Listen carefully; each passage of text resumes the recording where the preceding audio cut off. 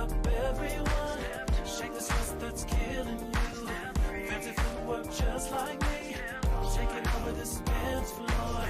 Throw your hands up, everyone. Shake the stress that's killing you. Coming up next on Mental Health Matters with Marty, May is still Mental Health Awareness Month. Listen, you need to take care of your mental health. If not now, then when? Stay tuned.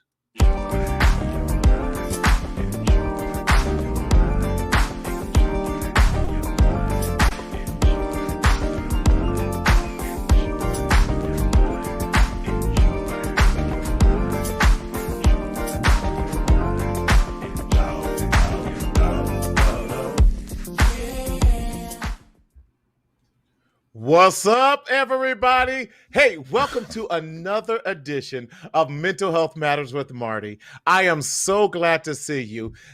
Let me tell you, we are so excited. May is still Mental Health Awareness Month, and we want you to definitely be aware of your mental health. And again, my name is Martina Sellers. I am your boy. I am your host. I am your nephew, your cousin, and some even call me daddy, but that's a whole nother topic. With that, but I am your mental health hygienist, and I am so glad to have you here on tonight. Well, listen, we want to remind you, Mental Health Matters with Marty is designed to be a show to support you in your mental health journey. We are not a substitute for your therapy, but we are a supplement. So if you are experiencing any type of mental health emergency, please contact your nearest urgent care, because we want you to be healthy, wealthy, and wise. So again, thank you for joining us. I wanted to talk about, because this is Mental Health Awareness Month, and we want you to be aware of your mental condition or your emotional intelligence, which we call your EI. There are far too many of us who don't have knowledge about what mental health is, because we push it under the rug. Too often in our families, we say, what goes on in this house stays in this house. Well, I want to let you know that we can no longer have that negative, stinking thinking about that anymore. I was talking to some clients just on today, and these were men who have been suffering for years, dealing with trauma, dealing with emotions that they have not processed, dealing with hurt, dealing with pain. And it's causing toxicity in their relationships with their families, in their relationship with their mates, in their relationships on their jobs, and their ability to have a healthy relationship with themselves. And that's what we want to talk about. Listen, you don't have to continue to secretly suffer in silence in the shadow of shame, but we want you to speak up, we want you to speak out, and we want you to live. I'm so excited, y'all. He's not a stranger to the Mental Health Matters with Marty show, but he is with us, and we're so glad to have my friend, my colleague, my boy come back to the show. So can we please give another warm welcome and welcome back to the show, none other than Korey Morris himself. What's up, Korey? What's going on, brother? How you doing? Man, I'm doing well. How you feeling out there in the DMV area? East Coast is great, man. We having some good weather over here now. It's been cold for about a month or so, all the way into May, but we're doing well. But thank you for having me on, and for us to have these conversations about breaking that curse that you were just speaking about just men being able to talk and have conversation and healthy talk. And so how we going about doing that? So. Man, I love it. I love it when we talk about that, because I know you have an amazing organization called Tomorrow's Men, and in that, just trying to have honest dialogue, creating safe spaces, almost like barbershop talk. I'm almost tempted to hire a full-time barber just to come in, because that seems to be the place. Just have the talk, right? Absolutely. Yeah, just to talk. Korey, tell us about, for those who might be joining us for the first time, what your organization is all about, who you are, and your passion. So my organization is called Tomorrow's Men. It's actually a organization that my mom had in the mid to late '80s. That was something that she was inspired to do. She started in South Florida as a teacher, and she saw a lot of gang violence, a lot of just trauma within the Black community, especially how it affected our young boys. And so she was able to continue that and start a program called Tomorrow's Men, which a lot of those men were actually my like big brothers, even to this day. I talk to them on a regular basis, and they always talk about how empowering that organization was, and I wanted to take it to another level and also have conversation and build on that, because during that organization, she was able to have events, talks with young men, and also have a lot of empowering things that men could do so that they could build that confidence that they needed. And so what I wanted to do with the platform I have is to continue that on, but also talk about relationships, mental health, as well as how we go about doing that within our a safe space with in our communities, and be the leaders that we need to be. So. Yes, that's so imperative and so important, man. And I'm so glad. What a wonderful legacy that your mother has been able to turn over to you, so that you can continue now to build that and to create these spaces for men. Too many, and I know you've seen it, that are suffering too much, carrying burdens. Shout out to Danny Ross with his book that he wrote, talking about the messages we carry. And too many men are carrying negative messages about themselves, which impact them. So, Korey, before I ask you this next question, listen, y'all, if we want you to have comments, and if you have questions for Korey, if you are on the Mental Health Matters with Marty page, please post your comments. If you're not, later on, join the Mental Health Matters with Marty page, y'all, because that's where all the questions are going to be stemming from tonight, because we want to start this transition, getting everyone onto that, because we got some exciting new stuff coming on with that. But Korey, you were talking about the stigma, because one of the things we want to do is tackle a lot of the cultural stigmas that exist in our Black and brown communities. What are some of the stigmas that you have been seeing, particularly with Black men? What are some of the things that you see, especially on the East Coast, that you're finding that they're dealing with, but we're afraid, let me say it that way, afraid to speak up? Well, I would say a lot of it has to do with our relationships, right? So I hear a lot of my friends, a lot of female friends, to talk about their relationships with men and how it's just suffering. Their relationship itself is suffering based off of lack of communication. And so how do we go about doing a better job with empowering our men so that they can be better men, not financially or just being providers, but also being a healthy balance with that. And so that's something that we've never really been able to learn as young men. But I think we're trying to change that. And the first thing you have to do is recognize the fact that there is a problem, and you have to be able to seek out the knowledge and how to go about having those conversations. We had a podcast, last week, about where do you even start to have the conversation about talking about your feelings, because we talked about feelings last week. And so we, especially as Black men or men of color, we have a tough time to actually express our feelings, because we feel like it's a sign of weakness. And I think we're normalizing it a little bit more in our society, that men can talk, and it's not a sign of weakness, but it's a sign of health. I think the latter part of that is, are our counterparts or women ready for those honest conversations? That's a whole nother conversation. Well, it is. But if we can even get to the point to have healthy conversation and not feel like we're trying to attack anyone, because we're always maybe seen as the aggressor. And how do we not look at how are we not looked at as an aggressor, as a man of color? We're just speaking about how we actually feel. Yes. So. And when we talk about that, we part of what I see, Korey, we have to change the narrative of what we believe about ourselves. Let me say that again.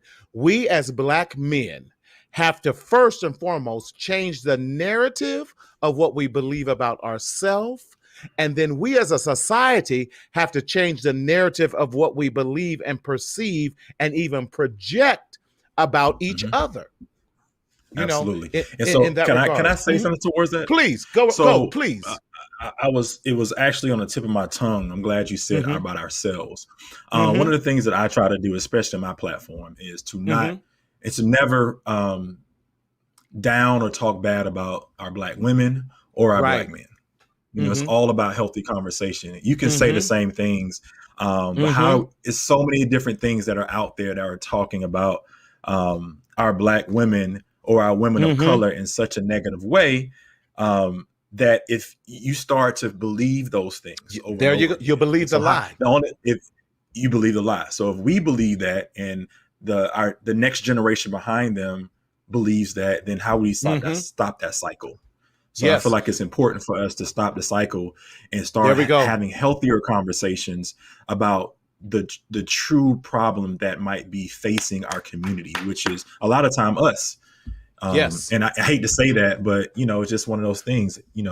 Um, we have We to have start with us. yes. One of the terms I use in my couple specifically is about radical acceptance.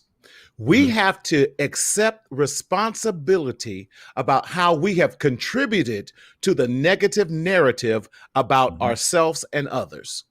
That's Mhm. where we got to start first.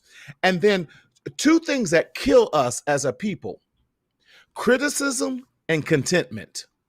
And what am I saying? Criticism, where we're always criticizing other people, criticizing other Mhm. people. And then when you hear that, especially with parents criticizing their children, when they're saying, Mhm. you're never going to be anything, you're Mm. stupid, you never do anything right. Just now carry that. So you hear that all of your life from the time you're born. Then when Mhm. you're in middle school, elementary, middle school, high school. So now we take that into relationships, because if you Right. have low expectation of me, the one who's supposed to love and protect me, then I'm going to Mhm. have lower expectations about myself. And then by Right. the same token, we have contentment, where you have disrespect, where you have sarcasm, all of these other things. That also helps to create that negative narrative as well. And so Mhm. we have to be careful what we're spewing out of our mouths. I still go with, we have the ability to speak life and death into people. And too Mm. often, because other people have spoken death into us, we then speak death back into other people as well. We have Mhm. to stop the stinking thinking and start speaking life into our children. We got to speak life into our problems. We got to speak life into our families. We got to speak life into our relationships. That's what I'm trying to say. Mhm. And how do we Right. do that? We can do it by surrounding ourselves with positive people. How do we Right. do that? We contact you, who's an amazing life Right. coach. How else do we Right. do that? We get the therapeutic help and stop being embarrassed by saying, I Mhm. need help. I need Right. help. I recently had a friend of mine who we talked about just relationships or whatnot, and Mm-hmm. she was speaking about how she wanted to get back, actually get out there and start dating. Right, And I right. told her, I was like, "Are you really ready to really get That's out there and good. date?" Yeah. And because of the baggage or the information, or because my last situation, and I think when you Mm-hmm. start having those conversations, start saying those type of things, um, you're hurting the next person. So it goes back to Mm-hmm. what you were saying: hurt people hurt people. And They so do. even if it was a mother or a father, if they're suffering, which our parents have suffered, right, have Right, suffered right, trauma or issues that we never they never got help for, we bring that on right. into our next relationship. So We do. how do we go about doing that? And like you said, we have to find the nearest life coach and therapist to have Mm-hmm. these type of conversations sooner than later. Right, right. But we can't be embarrassed. That's the whole thing. Is we're oftentimes embarrassed. We're depressed and all these other things, and we have to get past ourselves. That's why I like this topic. It says mental health now or never. There has been Hmm. so much that has gone on through 2020, 2021 that we're seeing a Hmm. lot more of. And if there's ever a call to seek help, now is the time. We Right. have to stop Absolutely. putting our mental health on the back burner and make it a priority. Let me say that one more time. We collectively, as a people, hear me when I say this, even in the back of the room, have to stop putting our, I'm acting like I'm in church, huh? Have to stop putting our mental health on the back burner and start making ourselves a priority in getting well. We have to. One of my dearest friends, we were talking recently, and I think a lot of people have this thing where they may be giving and they're a giver, and especially mothers. Sometimes you're doing so much that you don't even have enough time to kind of think about yourself. And I tried to make sure she understood. Well, if you're not around because you're sick, or the mental health at some point takes over your body, because that's what happens. Then who's going to be able to be there for your young children? So I think that you getting to this point, and we talking about if not now, when, is so important for our families who are thinking they're so much more important. I believe that you have to stop now, because if you don't stop now, there are going to be some issues later on down. I had one of my CEOs that he used to say to us all the time. He's like, when there's an emergency on a plane, what do they tell you to do? Right. Yeah. They tell you to put the oxygen mask on yourself. Yeah. On yourself first, and then the next person. Because if you're not putting on yourself first, then that the people around you are going to suffer. And those are the people that need you the most. So you have to make sure that you're focused on, not just being physically fit, but also mentally fit too. Yeah, you're absolutely right in that. Listen, y'all, we want to hear some of your comments and see some of your comments. If you're on the Mental Health Matters with Marty page, that's where our comments are being pulled from tonight. Please enter a comment, or if you have a question for Korey, put it in that comment box and we will definitely get to it. But Korey, you are absolutely right about that. One of the challenges I see that we also have is that women, when we're talking about relationships, one of the things young women are taught at an early age about how to communicate, how to express their feelings, how to express their emotions. And so what we're seeing, I was looking at some Gottman research and couples research on this as well. Most women have a vocabulary of anywhere from 20 to 22,000 plus words a day, where men on average, that's a lot of words. Oh, absolutely. Where men on average have about 10,000. So when you're looking at that, women are already out talking to us 100% in that regards. But men, one of the things I was talking about, one of our clients, he was like, I'm overwhelmed by the amount of talking or processing. I'm overwhelmed by the emotions. I can't process that emotion. And so with that, that's where we're finding some struggle. How do you help in what you're doing in your practice and in your nonprofit and your agency, help men to find their voice? I think it's important for them to kind of figure out what the issue is first, right? I think if you know what the why is, oh, that's good. Then that's the first step. And I feel like once you know that why, then we can figure out from what they already know is to be true.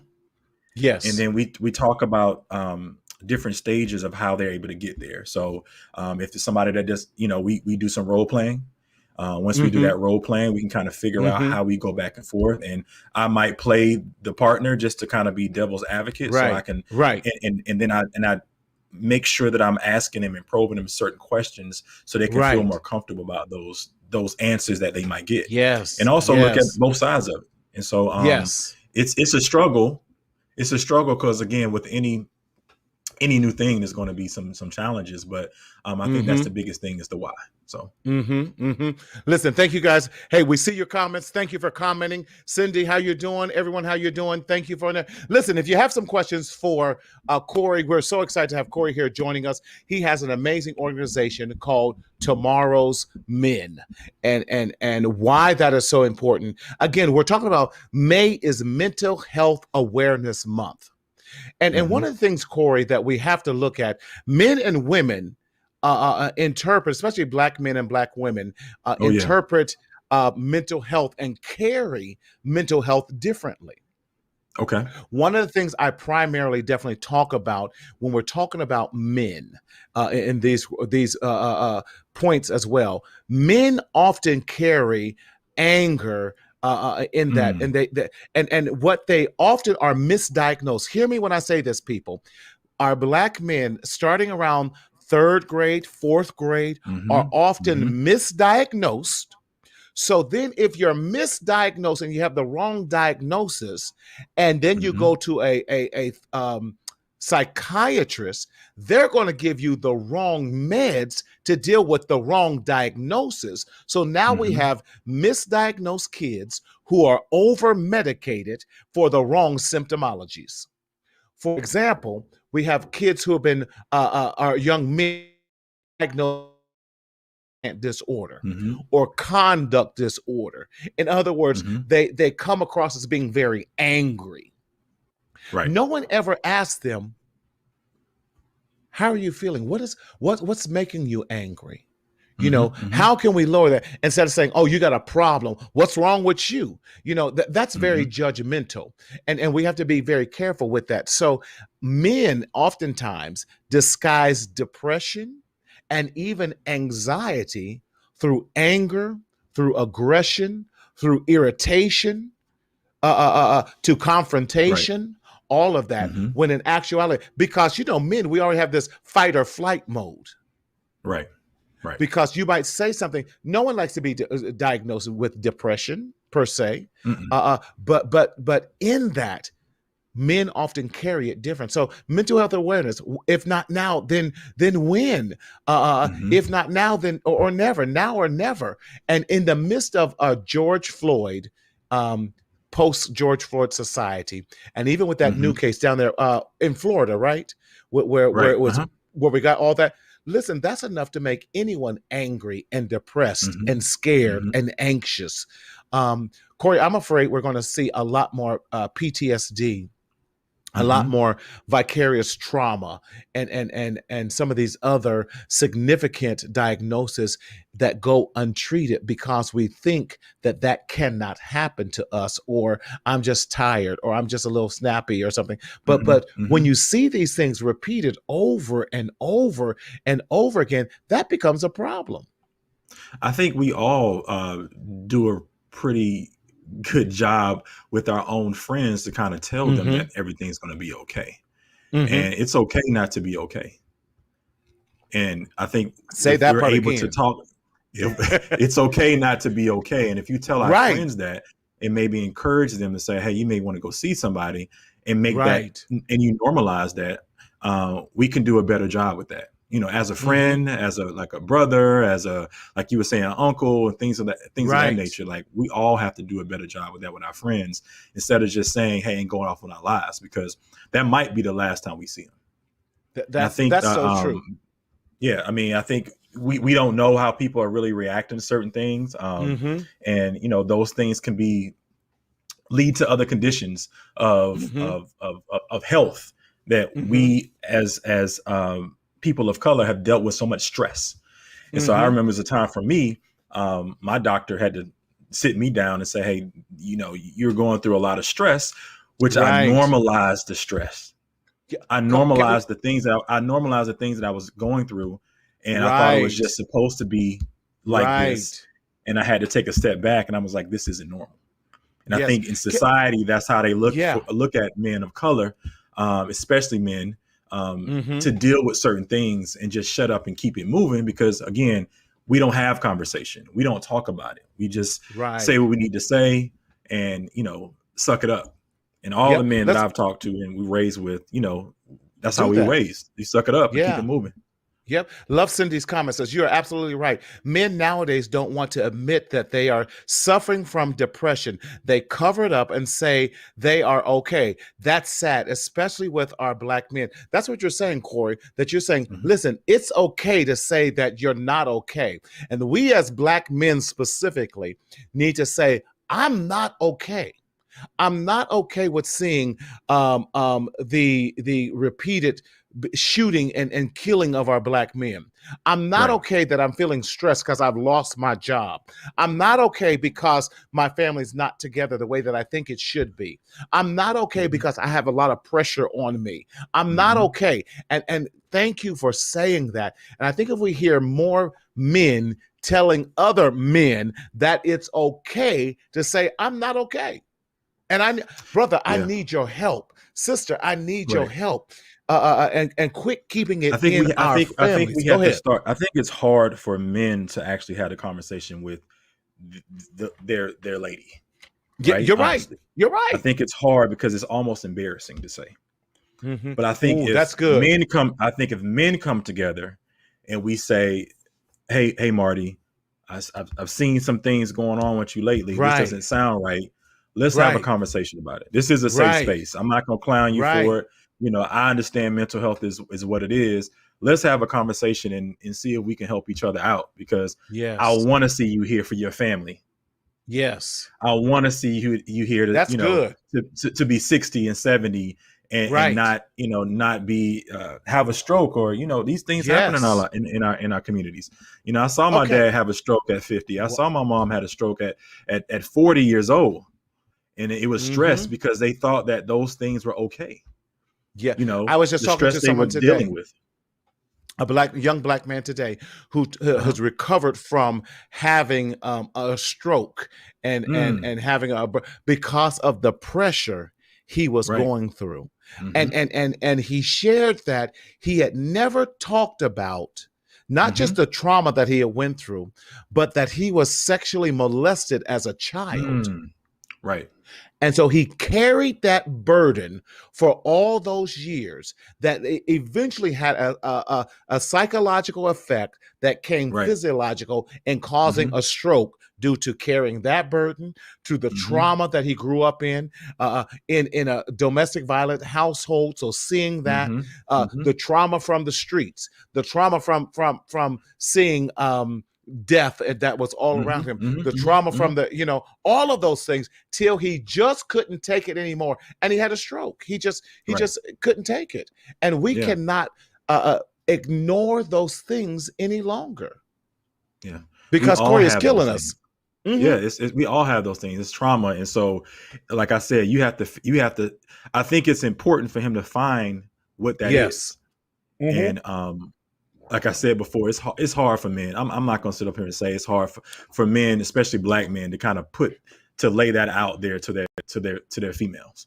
Hmm. Hmm. Especially if they're in a relationship with them for a long period of time, because they're going to feel like it's a sense of weakness.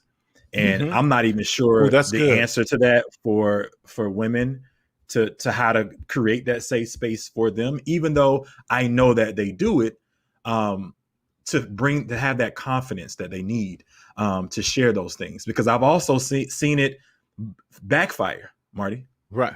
Oh, that's good, Korey. People use That's that good. against them later Against on, them. and I think for women, the society is a little bit more um, allows them to say it a little bit more, and they may have the support. So even if a man does come at them and uses it against Hmm. her, they may have their friends to talk to. A man doesn't necessarily have his friends to That's talk to good. about That's good. those type of conversations. It's Right. usually it's usually a 5 to 10 minute conversation because we don't know what to say to each other. That's good. That's so good because You you're know? right. We don't need to say. So Bob Williams says this, says knowledge of self, our history and lineage is first. I totally agree. Turn your oppressor into your target and then learn them to conquer them. Them to That's good. conquer Learn them. them. Yep. Talking about that. Yes, yes. Each day, black men must master their body, mind, and spirit. Listen, Bob, Absolutely. that's so right. But that's a process. That's why I love the topic says, if not now, then never, Mhm. because we have to start jumping into this, learning ourselves. You said something earlier that I really liked about when did we stop creating safe spaces for us to share with each other. If we say we love this person, for richer, Mhm. for poorer, for sickness and health, when did we stop reaching out and loving that person till we did not create a safe space for us to share each other's burdens with? Well, And many of I us think didn't that's a grow with our cultural fathers, though. thing. Yeah, many of us didn't Ooh, grow up with our fathers. So that's good. if they didn't see it, how No are we to models. see it? That's Yeah, good. we have to have a model. I believe that everybody, to be a true have a true success in life, you have to have a mentor or a model. Yes. I'm not saying success in your career, but success in a relationship too. You have to have some level of model. And if that be Yes. a therapist or somebody around you Hmm. that you can come and talk to, how do you know how to do it? I mean, if you Oh, want to be a that's good. teacher, you have to, seek out a teacher and ask that teacher, Right. how Right. that profession is. Right. Same thing for anything else in your life. And so it's one of those things that, we have to break that curse now. This generation has to Hmm. break the curse so we can teach Hmm. our young men to be able to understand their feelings, because it's understanding your feelings. Hmm. You have to understand It why you really feel this is. way, because if you're able to understand it, then you're able to process it. If you're able to Hmm. process it, you're able to communicate it. Yeah. Oh, that's good. That's good. But it comes with understanding. I totally agree with you in that. In all you're getting, get some understanding, and we have to learn. If we're talking about this, it's couples. We kind of switched over to these Mhm. couples thing because I Right. love it. I was just sharing with someone last night. I was on a couples podcast last night, and I talked about how we have to learn how to have effective communication, and Mhm. in that we have to listen for understanding Mhm. and not listening to simply respond. Mhm. And when I start to understand you and Right. get where you're coming from, and then but in that we have to have this safe space, and we don't have a lot of times we don't have safe spaces. I have Mhm. a therapy couple, some friends of mine, and they do a tag team a lot of time with couples. Right. And the Right. wife, she told the other woman, she says, listen, our husbands have to have, and our mates have Mhm. to have a safe space to lay their head on. Mhm. And she says, and women, and we put it from this context, she says, you have to be that soft pillow for your Right. husband to Mhm. to to be able to lay his head and feel safe. Just imagine if we started to create those safe spaces so that we Right. can deal with our hurts, so that we can Mhm. deal with our pain, so we can deal with our losses, so that we can deal with so many other things. What a difference it would make in our relationships. Yeah, those are healthy habits. And again, like I was Ooh, saying I before, like I was that. speaking to a friend of mine, who we didn't go into it, but I was trying to make her understand about her Mm-hmm. husband. Mm-hmm. And I said, look, Mm-hmm. you're asking him to do something that he's never done in his life. And anybody over 40 years old that's been doing this for years and it's been Mm-hmm. working, and you haven't been called out on it as something that's really affecting the other person, then Mm-hmm. how do they start?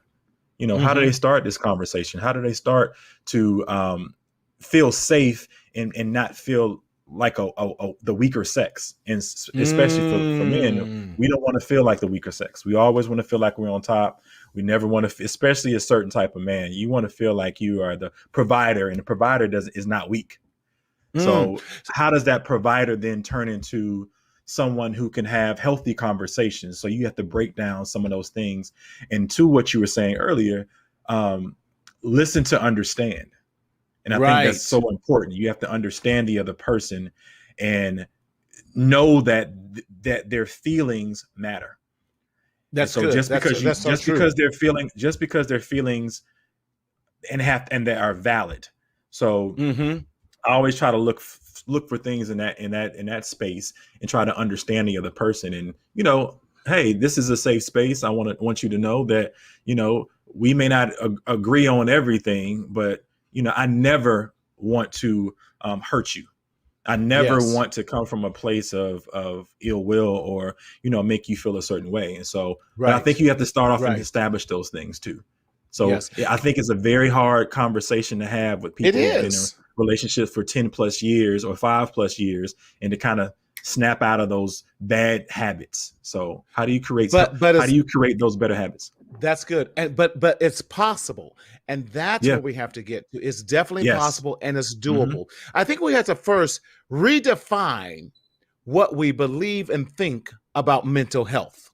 And see, seeing a therapist, seeing a psychologist, seeing a life coach is not a sign of weakness. I actually think it's the quite opposite. It's a sign of strength. Let me say that again for those in the back row who still didn't hear us.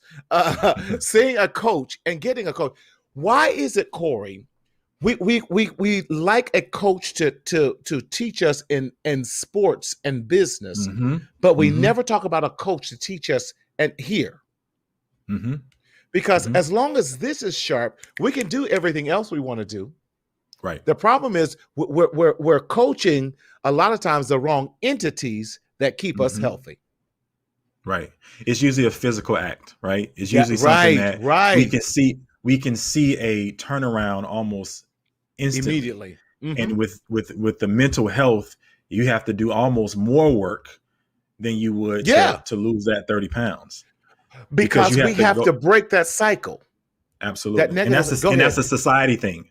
Yes. You know, it's bigger than just your physical, your body, but it's something that's, you know, in our community that we've suffered from for so many years. We always say 400 years of slavery, but it may go back even further than that. So we're still dealing with those things. Yeah, there's a whole concept about the slave mentality of mental health and how it still is prevalent today. But what I want to definitely remind people, listen, seeing a therapist, seeing a life coach is actually a sign of strength. Why? Because now I have someone else to process my thoughts with. Now I have someone else that's non-judgmental, that does not know me, that's not going to tell you their opinion. I share with people all the time. I said, my job is not to share with you my opinion or what I think. My job is to look at the patterns in your life. My job is to help you achieve the goals that you want to achieve. My job is to identify the triggers and the things that keep tripping you up so that you now begin to live the best life possible that you desire to live. But we can only do that when we're truthful. Go ahead, Korey. And I think that I try to look at coaching as more of a teammate. You know, I'm your teammate. And I might know I might know a strategy that you may not know how to do. And so a lot of those times those coaches or, you know, some of those coaches or those teachers, they pair you up with somebody that's, you know, that's kind of similar to you. And we all have gone through the same thing. Like, you know, I can't sit up here and say I haven't gone through the same level of coaching with somebody else that I've had with a mentor in a safe space.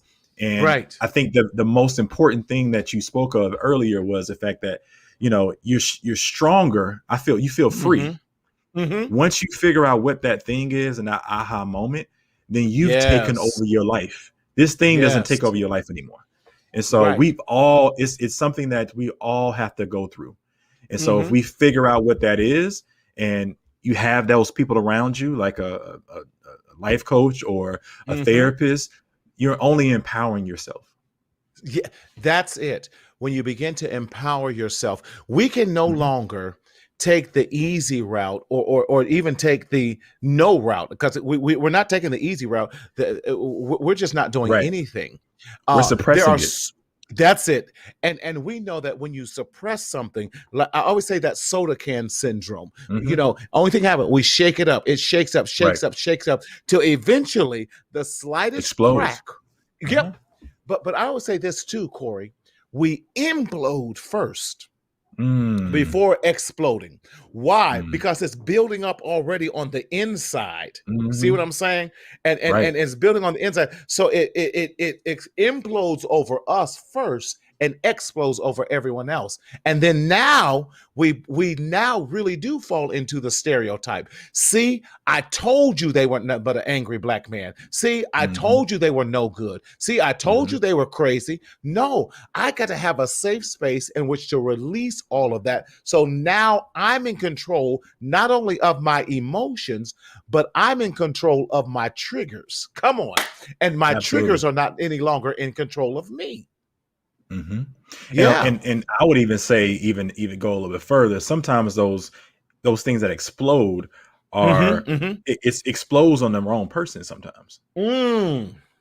Like you said, if it hits anything. That's So good. sometimes I might be getting something that wasn't deserving for me, but it's happened to other people and I get it. And so I always say, like, Transference. especially when especially when I'm dating or getting to know somebody, like, hey, you don't Yeah. deserve any trauma that I've done. Right. I'll accept experiences, but I'm not accepting baggage. And I think that experiences is your baggage that you've recognized and you're taking care of. Okay, you rushed right over that. You rushed over that, man. Yeah, That was saying good. that one for later. I was trying to ponder and sit on that for a minute. You said I'll accept experiences, but I'm not going to accept your trauma. Yeah, your baggage. Yeah. Your baggage. Yeah. Now tell us the difference in that. Listen, I need y'all to get this. Korey said it tonight. Listen, tell us a difference for the person who doesn't understand that. I'll accept your differences, but not your baggage. Talk to me, Korey. Right. You're talking good. I'll accept your experiences, but not your baggage. And so we all have baggage. We all have baggage. We all have the trauma. We've all had gone through things. We've all had the deaths in our families. We've all lost jobs. We've all lost, people that are close to us, especially during this time of COVID. And so you have to make sure that you deal with it.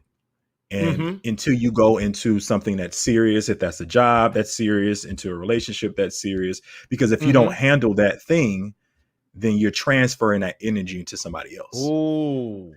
So I always think that, hey, the experiences are the things that you've gone through, which we all have gone through, but we have dealt with. If you lose a close person to you, which I have, and a lot of us have, I had to sit and deal with it, because I always tell people at some point in time, it'll hit you at some point. Those people that, are you okay? Your brother died or something like that. And it's almost shock. You don't even recognize it. The morning hasn't come yet. And so it's not maybe until 3 weeks later down, and in those 3 weeks later, it hits you, and then you haven't dealt with it yet. So you have to sit with some of those things and that trauma so that you can figure out how to get past it, so you can go on to your relationships. I think we've all dealt with those things. Think about our parents. Our parents never really had the therapy and the resources that we had. And we used to get, I know I got the trauma from my mom, and she would come home and be stressed out, and it transfer over to me. And I might not have done too much of anything. So I think we have to deal with those things to be healthy human beings, especially men. We have to be better men in our relationships. We have to be better men in our communities. And the only way we can do that is we have to deal with our trauma first. Love that. And that's so important, that we learn how to deal with the traumas that are affecting us.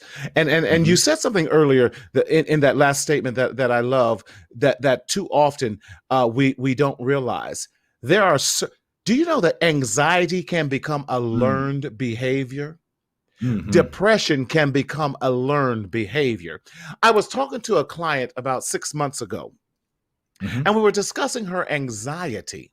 And I said, then she talked about her mom and how, when she's around her mom, she gets even more anxious. I'm like, well, why? She goes, because she's always anxious. I said, well, where did she learn that? Well, she learned that from her mother. I said, well, exactly. So you grew up with a mother who was anxious, and then you hung out with your grandmother who taught your mother anxiety. Same thing. And then her father is depressed. And so with that, Korey, they're loving you tonight. Great point, Korey. Come on. I see you, King. So with that, you're constantly seeing constant depression, constant anxiety. And so when we start, I said, well, why are you anxious? She goes, well, this is how I've always been. I said, but why are you anxious right now? Well, I don't know. And so then when we start peeling back the layers, we then begin to challenge that anxiety. We then begin to challenge that depression. I tell my patients all that, put that anxiety on trial. Anxiety, do you promise to tell the whole truth, nothing but your truth, so help you God? All right. Why are you anxious? Does this anxiety match what I'm going through? Because if it doesn't match, then you have to go away. Yeah, it's time to break the cycle. Cindy, you are Absolutely. absolutely right. We have to break the cycle. How do we break the cycle? We have to stop the stinking thinking. How do we stop the stinking thinking? Every negative thought, every negative emotion, every negative feeling that does not match the situation, we then have to tell ourselves these two things are not congruent with each other. Right. Therefore, one of them has to go. I'm a father, so they tell you about to watch too much Sesame Street. When they do two of these things are not, one of these things is not like the other, and you got to tell Okay. you tell this is a situation, this is a feeling. Do they match? No, they don't match. So the anxiety and the feeling that does not match the situation has to go. Right. We waste so much time on that. So that's a good point. I love that point about the anxiety and everything you're bringing up, man. That's good. Yeah. Yeah. We have to make sure that whatever that thing is, it doesn't take over us. Yes. And, you know, I try to find in my everyday life things that, not suppress the things that are going on, but to also, like, you know, to try to take back some of those layers. But I think if it's anything, you know, we do a good job of, if anybody knows anything about cars, you know, if your battery goes dead, then it might be the alternator, but the alternator might be the starter.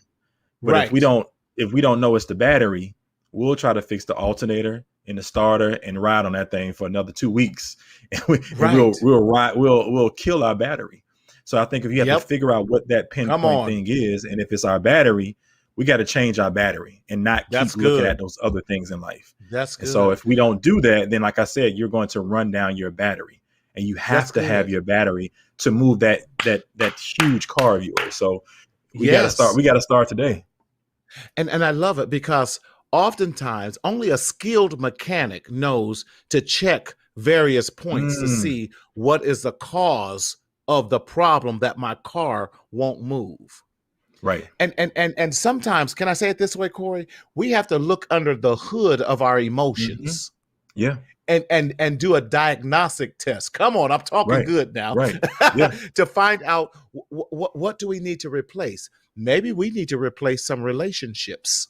Right.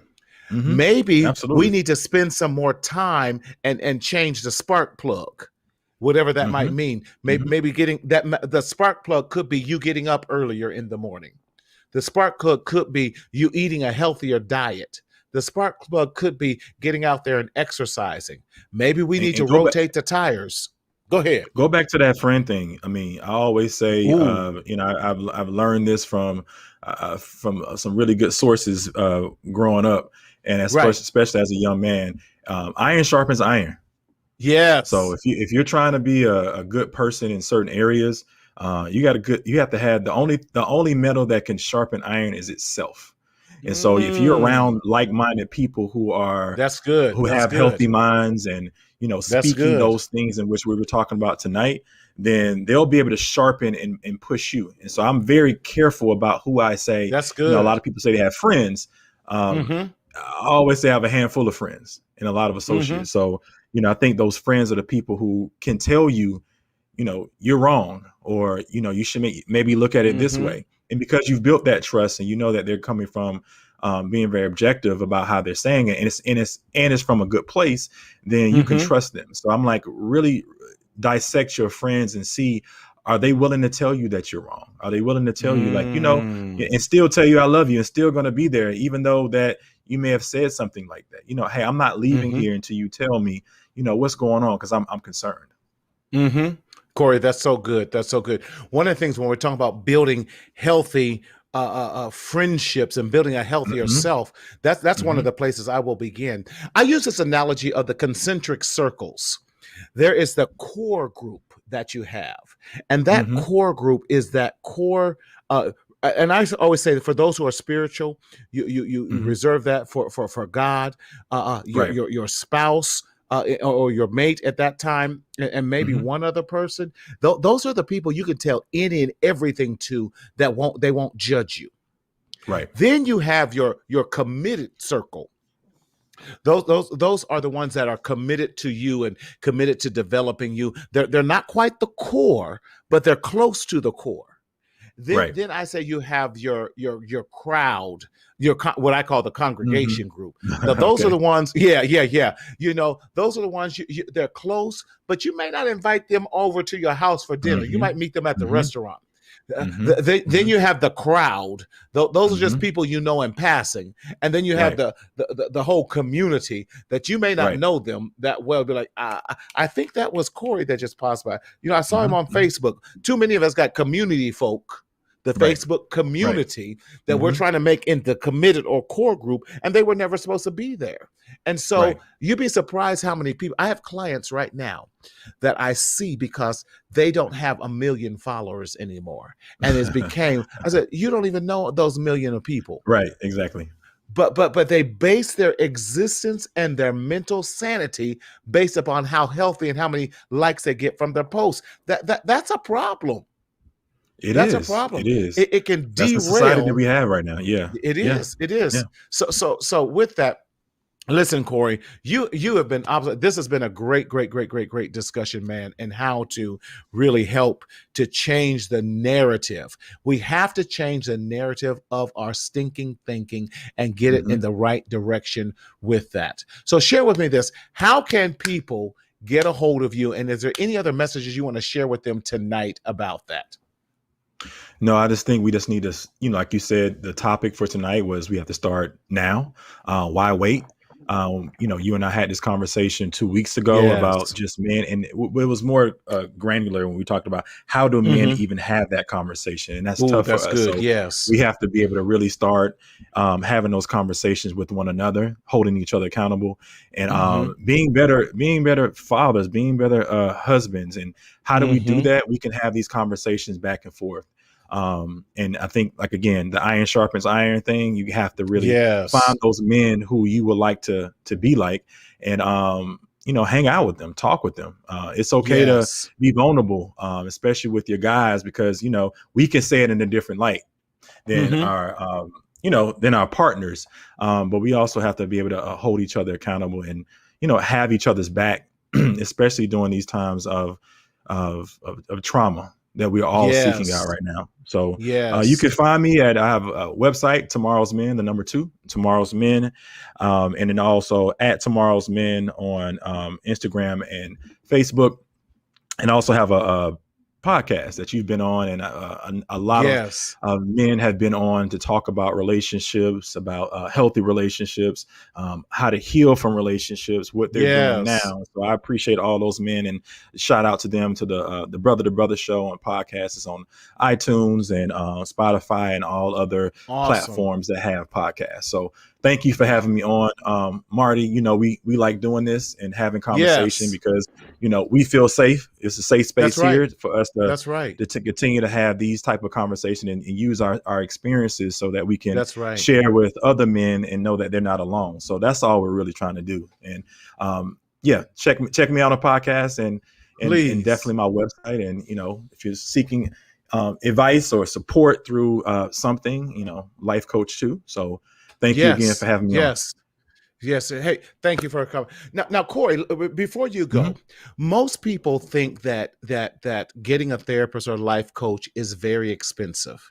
And I Mhm. always say it this way: give me your weed and alcohol money, and you can have a great life coach Right. and therapist. You know, Right. yes. Definitely two things.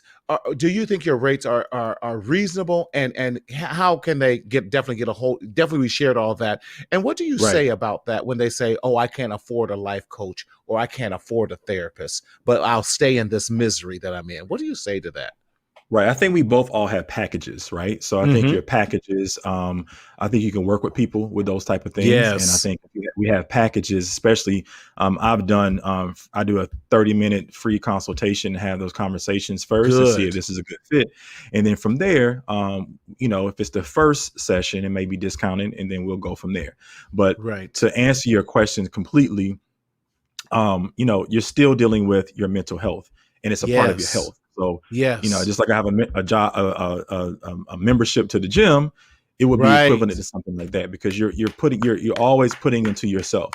always believe I'm putting it to myself. If that's right. going on a trip, I know we all do that, right? We're all going on trips, Right. and in our community, we do things like that. But you also have to stop and put back into yourself, especially for men, because I know we do Yes. trips, men, and we do a good job of it. And sometimes we just want to hang out with our boys, but we also have to put some money into ourselves to have conversation. And it doesn't Yes. have to be a long sessions. I have, That's right. 5 packages, or, 30 to 30 days to 2 months. And you might feel like a different person, Right. just for breaking some of those bad habits that you've had. So, Yes. Yes. Korey, thank you. Well, again, Korey, I want to thank you for coming and being on here, sharing with us today on mhm, definitely changing the stigma and tackling cultural mental health stigmas as it pertains mhm, specifically to Black men. yeah. Again, I want to definitely thank everyone for joining us today. And again, some of the things that I can be reached at, and I hope I'm going in the right segment there. So please check out my website. Look at this new stuff, y'all, at mentalhealthmarty.com. Check out the shop section. There we have lots of things on there to help you along your mental health journey, because we want to help supplement that and give you some encouragement in that. And then if you have not subscribed to our podcast, please listen to our podcast at Mental Health Marty. And definitely, if you are an Apple listener, please give us a 5-star rating and a review. And become a member of the I Matter community by texting I Matter to 855-717-1272. So we thank you, as always, for joining us. As I said, May is Mental Health Awareness Month, and too often we are still suffering in silence. We had Korey on here today, and he's done an amazing job with sharing. You too can get a life coach. Mhm, You too can get a therapist. We are definitely budget friendly in so many aspects, because mhm, we don't want you to continue to suffer in silence, but we have to change the narrative. How do we do that? By starting today. I want to challenge you that you don't let today end without making a commitment to your mental health and wellness. Don't start another day. Don't start another week. Don't start another month or another year without investing in yourself. It really is the gift that's going to keep on giving. So join us next Tuesday, June 1st, as we start celebrating Men's Health and Awareness Month. We're so excited about that as well. And then, as always, join us. Please like and share this. We get to know you better. We want to hear your responses. And those of you who are on our personal profile, we want to start moving you to the Mental Health Matters with Marty page or our YouTube page as well. But as we always say, don't continue to secretly suffer in silence in the shadow of shame. But we have to change the stinking thinking. How do we do that?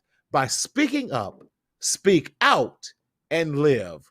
But more importantly, always remember to enjoy your life. We'll see you next time.